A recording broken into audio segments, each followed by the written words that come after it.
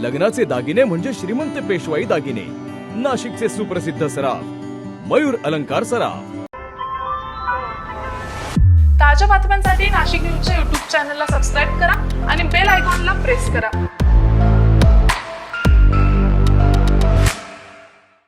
नाशिकमध्ये सरकारी नोकरी लावून देण्याचं आमिष दाखवत 3 लाख रुपयांची फसवणूक केल्याचा प्रकार समोर आलाय। मिळालेल्या माहितीनुसार संजय वानखेडे यांनी राज्य उत्पादन शुल्क विभागात नोकरी मिळवून देतो असं सांगत प्रभाकर ठेंगडे आणि शेजूळ यांच्या मुलाला बनावट नियुक्तीपत्र दाखवलंय। त्यासाठी ठेंगडे यांच्याकडून 1 लाख तर शेजूळ यांच्याकडून 2 लाख रुपये घेतलेत। मात्र प्रत्यक्षात कोणतीही नोकरी न देता आरोपीने तिघांची फसवणूक केली आहे।